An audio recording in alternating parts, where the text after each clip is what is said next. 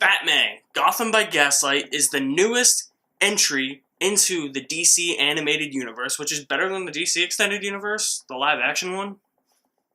Just saying. In Batman Gotham by Gaslight, Batman comes face to face with Jack the Ripper. It takes place in an alternative timeline in which we're in the Victorian era. Gotham City looks very Victorian, obviously, because it's the Victorian era. The World's Fair has come to Gotham City. It's sponsored by Bruce Wayne. He's a big businessman at the time.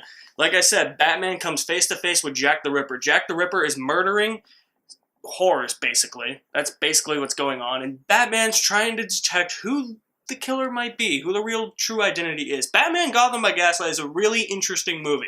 Is it perfect? No. Is it amazing? No. Better than everything in the DC extended universe. Again, a live-action universe sucks compared to this. What I really liked was the setting. The Victorian era of Gotham City, that was really interesting to look at. It's really different and really eye-opening as to the different universes that you can look at in a Batman movie.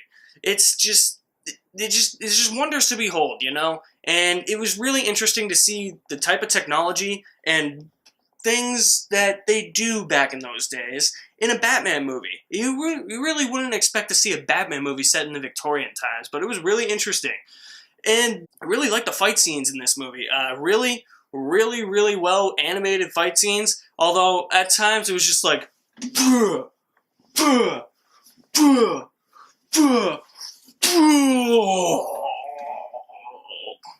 was kind of like that at times, but I mean, it had great sound effects when the punches were going down. There's a lot of blood in this movie, surprisingly, for an animated movie. You just see Jack the Ripper stabbing somebody, and it's like blood shooting up. You're like, holy shit! Somebody's dying! They're getting murdered! Batman better come and save them! It was really interesting. The story that plays out is really interesting as well. I really like the setup and the twist at the end with Jack the Ripper, who you find out whose identity he really is. It took me by surprise. I was like, holy shit, it's him! You really wouldn't expect this person to be Jack the Ripper if you didn't know that through reading the graphic novel. I had my suspicions. I was like, it's either this guy, it's this guy, it's this guy. I tried to pinpoint it, and I really couldn't. And then the big reveal happened, and I was like, holy shit. Though my only complaint with the twist is this.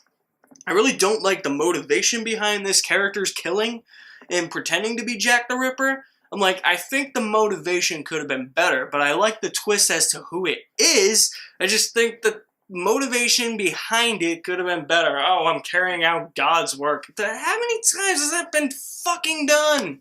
Seriously, get a new thing. There are a few unnecessary moments in this movie where I'm just like, I don't know if that was in the graphic novel. I never read the graphic novel. I don't know if these moments were in the graphic novel. I've heard this is really similar to The Killing Joke, in which there's a lot of unnecessary stuff. But there were, to me, a couple of scenes that were unnecessary. Like, there's this one with Bruce Wayne and Selena Kyle. I'm like, why is this happening right now? And then there's a few other things, too, where I'm just like, did that need to happen? Like, the three main kids are called Tim, Jason, and Dickie. Did they have to be in here? I get it. It's Jason Todd, it's Dick Grayson, and, what's the other one? Tim Drake. I get it. It's the Robins. Did they have to be in here? They contributed nothing to the plot other than to give Batman a cool gadget. I don't think so. All in all, Batman Gotham by Gaslight is a really interesting take in an alternative timeline Batman story. It's set in the Victorian era, which I really like. I thought the scenery, especially for a 2D cartoon, was really interesting.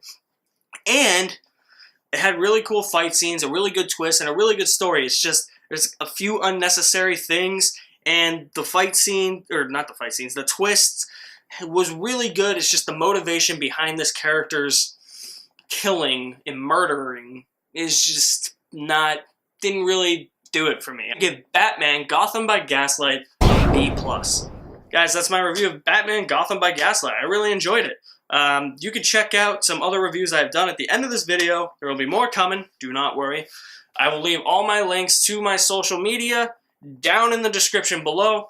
I'm signing off now. My name is Alex Madden, a certified G and a bona fide stud.